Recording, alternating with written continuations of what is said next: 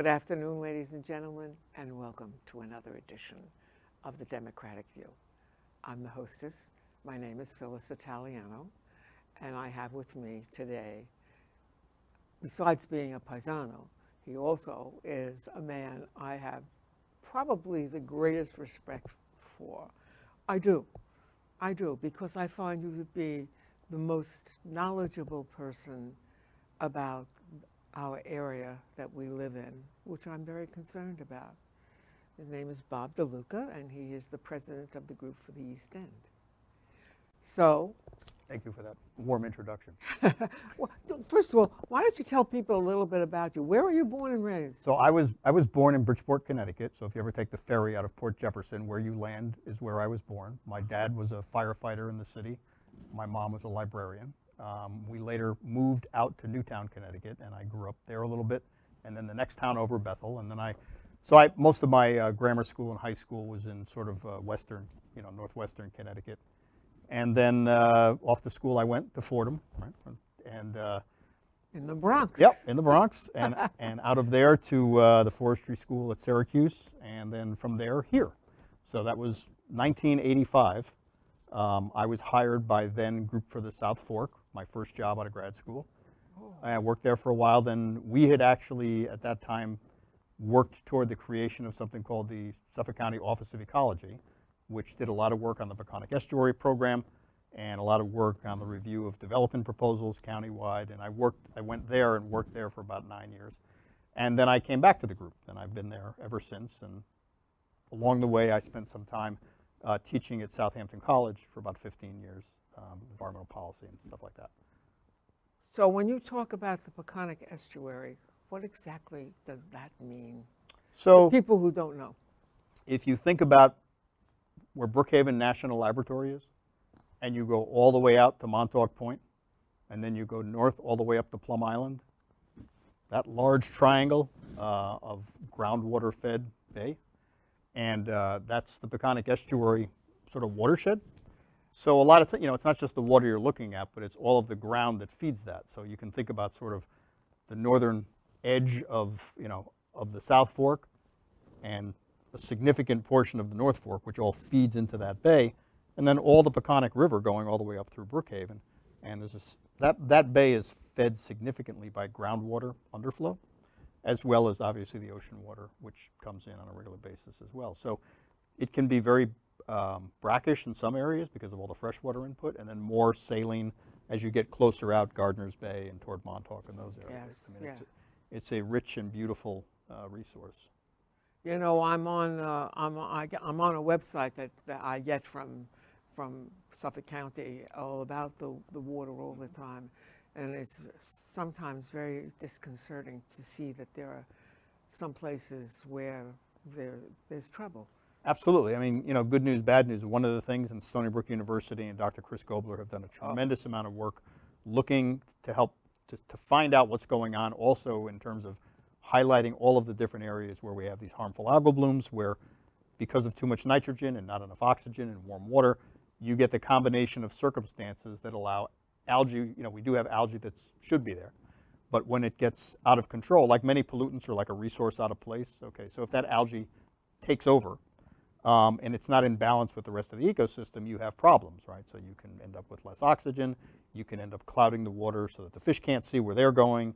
You can have situations like the brown tide, which is a very tiny organism which gets all over the place, clouds out other organisms that are supposed to be there, and collectively all of these types of algae are called harmful HABs, harmful algal blooms, and they exist in profusion all over the place on Long Island. Now, part of Dr. Gobler's work is identifying those locations, and he's done a great job. And once you kind of take a look at that map, which many people have seen, you realize that we have a lot of water quality problems, but I would also say that the work on identifying those areas puts us in a position to solve those problems, right? So it's not just like walking around throwing your hands up saying, oh my God, we got Lake Agawam here and that's a problem, and we've got Lake Montauk and we got problems. And it's understanding what's going on in the water chemistry and understanding what that water chemistry has to do with what can live there gives you an awful lot of information about how to fix the problem. So one of the things, and I know you're very well aware of this, we've all been looking at is the linkage between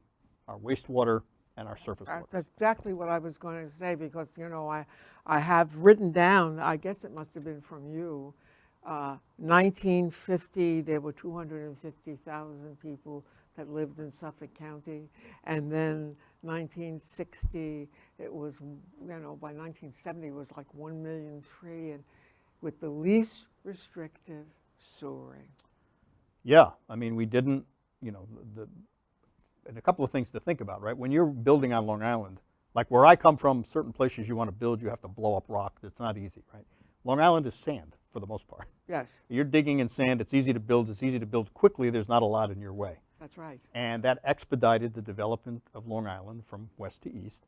And along the way, in some areas early on, there was sewering, like the Southwest Sewer District in Southwest Suffolk County, but that never kept up with the pace of development. And so instead, we put in these individual systems. And originally, what was being looked at really was essentially how much nitrogen can be in the groundwater so we can still drink it. But it didn't make the connection between the ecological health of where all that water was ending up, and that number is a much lower number.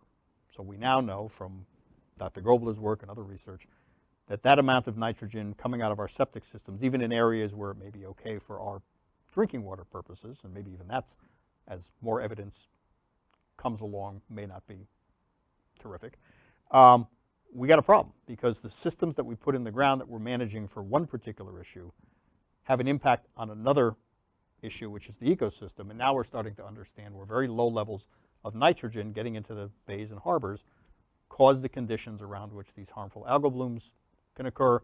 And from that, you have issues, everything from the safety of public health and swimming, to the ability for shellfish to breed and thrive, the ability of finfish to find fish, you know, to hunt in those areas that are very turbid. So but it's all connected. And I know that it's very, very challenging when you think about this, that you know, it's like, oh, well, great, now what do we do? You know, there's 1.6 million people here and 300,000 systems that have to be changed out. And, you know, but the reality is, you know the problem, we're starting to know more about the solution. We're starting to work on the solution. So towns like East Hampton and Southampton and all of Suffolk County now have specific rules that have changed the game in terms of the kind of septic systems you can put in. There's money that's become available for people to put in new, better systems with better technology that better controls this nitrogen issue in particular. And so that's the road home. I mean, it's you know, it took us a while to get here. I mean, if you think about, you know, 60 years of development that basically created the problem that we have, you're not, and you know, we're all impatient, and we live in a world that's, you know, it's an Instagram world or whatever it is. These things take time. And if we weren't working on a solution, I would be very troubled. But the reality is, there is a solution that we now have identified and understand, and the county has spent 5 years basically working on the most comprehensive modeling of each sub-watershed, over 150 of them, I believe, to tell us how much nitrogen we need to get out of those watersheds. Now we start working on the ability to help people change those systems out, to get them money in their pocket to do it. And, you know, they didn't do anything wrong. They have a system in the ground that was approved, so you don't want them to have to bear that burden. So you try to ease that burden by coming up with programs, rebates. Town of Southampton, town of East Hampton, Shelter Island, they have programs to help match the county and state rebates. So that's all good news. The struggle is being able to have the patience and the fortitude to know that everybody working 7 days a week on this still is going to take time to get us back from the brink that we had reached. But if we weren't doing this, I would be feeling much worse. You know, we have real problems. Those problems are evident to people who spend time in the water. Or we know that we have, you know, we have put a pretty heavy footprint down on this island. And we're all here now. So in light of that, you know, there's a shared responsibility. And one thing about Long Islanders, and I can tell you this for certain, because when we look at the polling results of people's concerns on Long Island, and you know, living on Long Island is not easy, and you have high taxes, and you have traffic, and you have all these things. But the environment is always a top-tier issue. County-wide, I can tell you, I don't know as much about Nassau County, but Suffolk County-wide, water quality, environmental protection, you know, people spend time on the water, people go boating, people go to the beach. It's not just East Enders, right? It's everybody who lives on Long Island cares about the environment, and that's probably the best news you can have, because all of these things that we're talking about it's policy issues. It's complicated sort of legislative initiatives that you have to navigate through those channels and put new rules on the books and get new technology in the ground. And I don't expect most people to really want to spend a lot of time on that. But the underlying basic core concern about the environment that we live on here on Long Island is going to be, that's the saving grace of all of this, because over and over again, Long Islanders have chosen to protect the environment, no matter what the external circumstances. So, we have a community preservation fund, right? I think the town of Southampton alone has now reached $1 billion in revenue to protect land. And I remember we worked, I think, 12 years on that project, but at the, people were like, it'll never work, this will never happen. But, there's not a lot of those people around anymore because it actually did work. And something like 40% of East Hampton town is protected, right? It's fantastic. Yeah, we still have problems and we have to manage these problems. But the track record on Long Island, if you think about how many of us are here and the fragility of the landmass that we're on, that core concern about environmental protection is the thing that will allow us to survive going forward and not have a terrible wreckage at the end of all this. Look, this to me is probably the most important issue, because I have said it a million times. When you can't drink the water, what you have is nothing. Yep. Your house is worthless. And my house, 1967, was built. I have no idea what I have in the back. Mm-hmm. I think it's a hole in the ground. I know what I should be doing. I should be working on getting something like a Fuji, which is the, a wastewater that's up to date. But I'm not sure how to maneuver it and how to do it. So it's it seems like it's complicated. I think I have to get somebody. Right, and there's people that are doing it, right? So there are people who are in the business of helping to facilitate this process, right? So there's a website that the county runs called Reclaim Our Waters. Yes, Reclaim Our Water. Yes, I was on it not too long ago. And you can start to kind of work your way through the process. And there are qualified installers who understand the mechanisms involved and the permitting involved, and they can help. So I think, people should not think that they have to go out there with a shovel and do this by themselves. And when you have the rebates and the grant funding in place, the cost is, for what you get, it's extremely lower, particularly here on the South Fork where we have community preservation funds to help as well. And so it's a little bit of time, for sure. Some of these folks are busy, right? But it's just getting, my organization, it's our 50th anniversary this coming year. And so we're getting our system, we're going to get that changed out, but we're not there yet either, right? So even a guy like me who's out there saying every day, we got to do this, we got to do this. So we've built it into trying to get that done. I'm so happy to hear that, because I know I've known for a long time what I got to do, but it seems so complicated to do it. Right, and like all things, the people that do this every day for a living have a much easier time of it than people like you and me going, which system do I, I work on the advocacy policy side of this stuff, but you don't want me to be the guy sitting around telling you which system to put in the ground. That's what the experts do. And one of the things the county did, which I think is very important, is they spent several years testing, I think there's 7 or 8 systems, maybe even more now, to make sure that they were meeting these standards that the county wanted to see. And people have a choice among the various, and the installers that they work with, depending on where your house is and what you're working with in terms of your own property.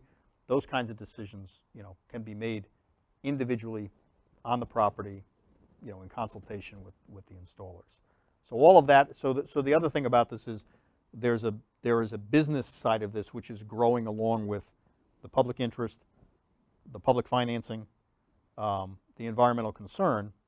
And when many of us, and it's not just us, obviously, you've got Nature Conservancy and Pine Barren Society and Citizens Campaign, Yeah.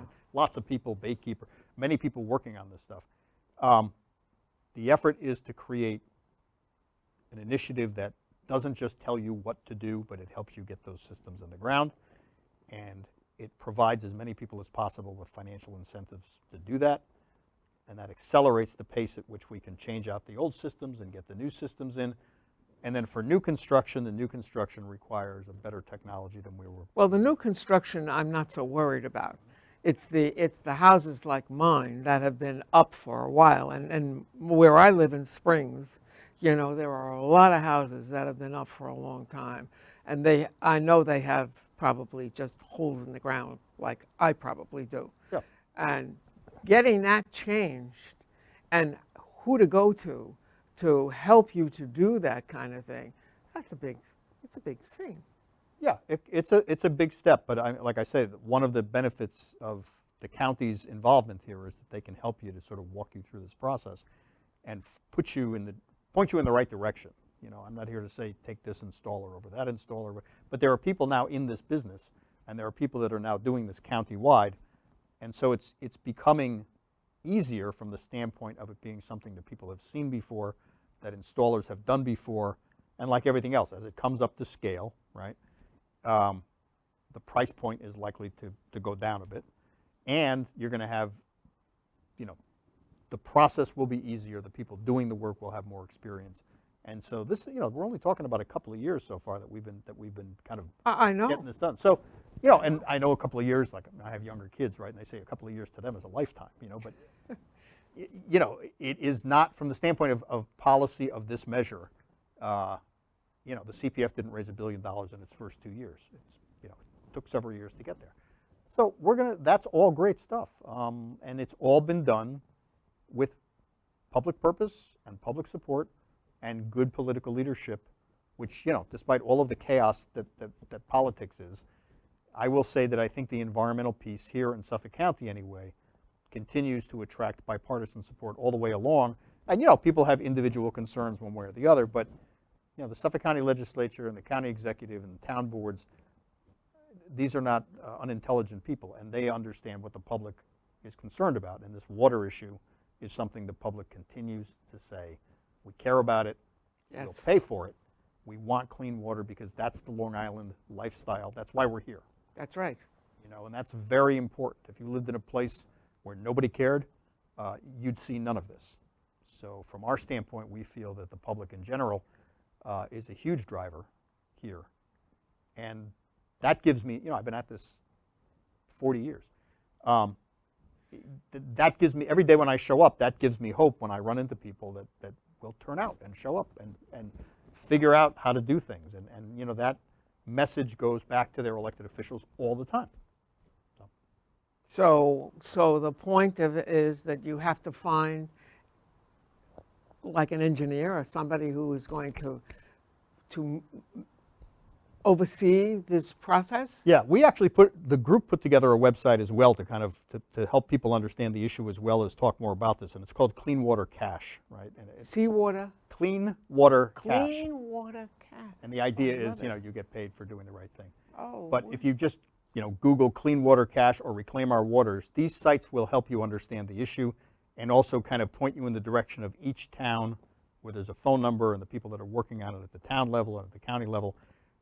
Those, you know, that's a way to kind of get you working through the process. Once you find an installer, once you find somebody who does this, it's like, you know, like I have a furnace in my house, and a guy comes and he fixes my furnace, and he makes it work. Just had that done. And just cleaned it all, my furnace and my water. And my furnace and my hot water heater are hooked up to a solar panel system, right? Yeah. I don't know how any of that works. I mean, you know, but he does. And so once a year or whatever, I call the guy up, and he comes up and he goes downstairs and he looks at it and he tells me if I got to have some valve changed or whatever. Perfect. It just did that. Yeah. So, you know, we do think about these new technologies in a way where it's like, gee, you know, oh my gosh, you know, like what's coming. But we haven't really, you know, there's an air conditioner person that fixes air conditioners, and there's people that do this stuff, and they're good at it. And when we start to view, this is one of the big transitions. Because our septic systems, whatever they were, have been buried under the ground, so long as you flush and it goes away, you know, maintenance was flushing, right? It just went away. Now, normally, we find that when it blows up on Memorial Day, that's when people come to terms with the fact that there's something out there that, you know, that needs tending to. But, you know, we tend to our air conditioning, and we tend to our furnace, and we get our floors polished if they get messed up. Like, those things are our roof, our windows, whatever they are. Those are things that people consider part of the infrastructure of the home that they live in, And not that everybody likes spending money on that stuff, but we all do when we have Yes. to, and fix the driveway, whatever. But the septic system has always been buried under the ground, right? And you just don't see it. So this is a true story. I had a guy call me up one time and he said, I don't understand, it was about the water issue, because you guys talking about the water issue, and he lived in Southampton Village. And he said, I got a sewer in front of my house. And I said, hey, you don't. He goes, yeah, I totally do. And I said, where do you live? He told me. I said, you don't have a sewer there. He goes, I got a manhole cover right in my front yard that goes right to the sewer. Now, the manhole cover actually goes to a septic tank, and the manhole cover is there so you can clean out that septic tank, because since the days when they put in your system, at least it occurred to them that there needed to be an access port that people could get into. But no, it's not the guy's fault. He buys a house. He doesn't know. He's been in the city. It looks like a manhole cover. It must be a sewer. Yes. But the point is, we just don't really think about that. And many people here, as you know, are ex-urban migrants, right? So they came from a place that had an urban infrastructure of some type. So when you flush the toilet in New York City, it's going to some sewage treatment plant that you probably have never seen and probably never will see, and it's taking care of your sewage. So why wouldn't you expect that here? But we don't have that here, right? So we're also kind of reminding people along the way that we have a rural infrastructure here, which really is, underneath our feet is our water supply. That's right. And our sewage disposal. Our sole source aquifer is right next to Yep. And when you make that link for people, and it's funny too, because of where we are, many people are from New York City, and they go, okay, well, I know there's water up there someplace, like there's that reservoir system. Yes. And I kind of assume that the sewage goes out into the ocean somewhere. And that seems like a pretty good separation, right? Yeah. But that's about as much as anybody probably thinks about it. Now here, right, you say, well, it must be something like that here, right? There must be a water pipe somewhere, and there must be a sewage pipe somewhere. But, we outpaced our infrastructure a long time ago. And we kept building, and we kept landing and putting stuff in. Yeah. Now, we do have some public water around, and that public water is cleaned and filtered, and it's the water supply system is a good system. But many people, the greatest number of private wells still exist on the East End, and I think the number is somewhere over 40,000, right? So that's the 40,000 private wells. And of course, even the Water Authority gets its water from down there, not up there somewhere. So they have to be mindful as well in terms of what everybody is dumping down the drain and down their sewers. So that piece really, it maybe sounds like a little thing, but if you just don't ever think about it, then when somebody says we need to redo the whole wastewater system here, you're thinking, oh my God, we're going to dig up the entire East End. But the reality is we all have these little systems that have been, whether they were here 60 years ago or they got put in 5 years ago. And that's what we're working to kind of transform.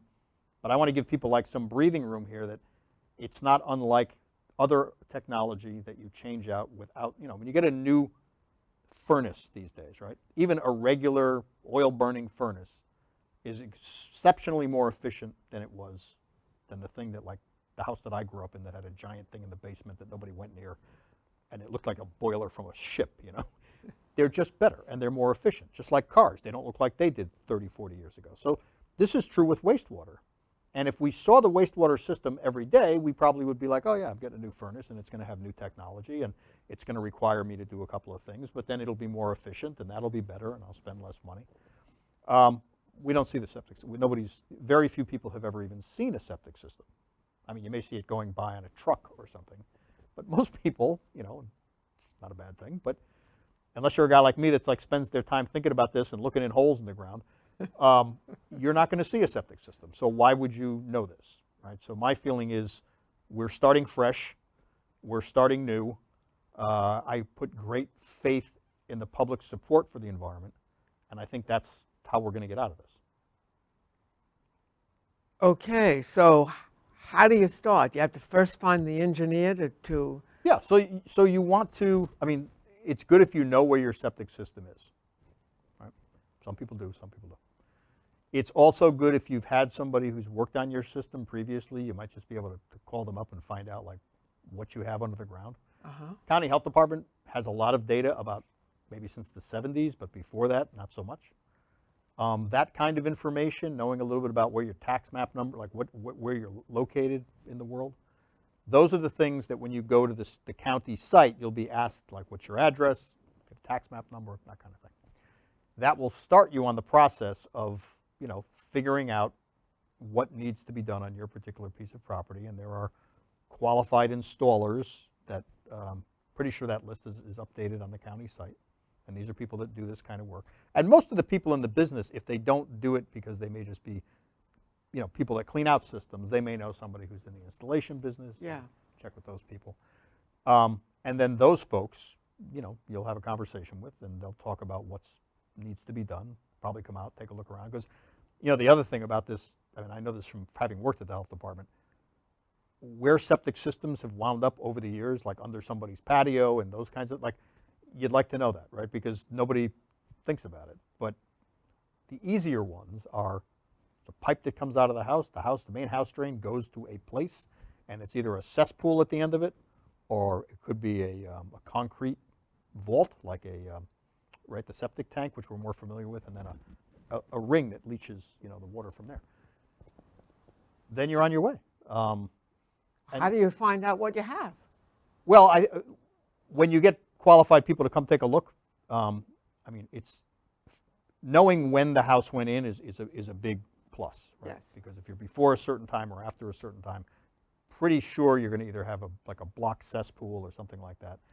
After that period of time, then you're going to have a septic tank and a pool. And the septic tank was an innovation in the 70s that became required, because by holding some of the solids back, you basically got a little bit of breakdown of nitrogen, but what you really got was you kept the solids from clogging up the liquid portion of the waste, which was going out into the leaching pool. That's where most of the nitrogen is anyway. So Yes. it wasn't doing a whole lot about that, but that system works longer and a little better, and it provides also some more residence time for the solids, which is good for viruses and things like that. End of the day, knowing this, when a qualified person comes to your home and takes a look, and you know what you have, that's important to the installer, because they're going to want to know, is there any part of this that's reusable? What has to come out? What has to go in? So it's all relevant to them. That's the only reason I say it's a good thing to know. They're going to want to take a look, and they're going to want to know, how much room do you have to groundwater and things like that. We're over. We talked. Yeah. Well, anyway, that's it. But, so the first step is going to be the engineer that you have to get. Yeah. Yeah. Like Brian Frank, I think, is one of the ones where I am. Okay. All right. Well, look, we're on. This is a big problem. This is a bigger problem, I think, than most people realize. Yes. Because most people have no idea what's going on. That and part of that is because you just don't see it every day, right? Your furnace breaks, you see it. Yes. Your septic system could be not working so well, but if it goes out of the house, Yes. it goes out of the house. Yes.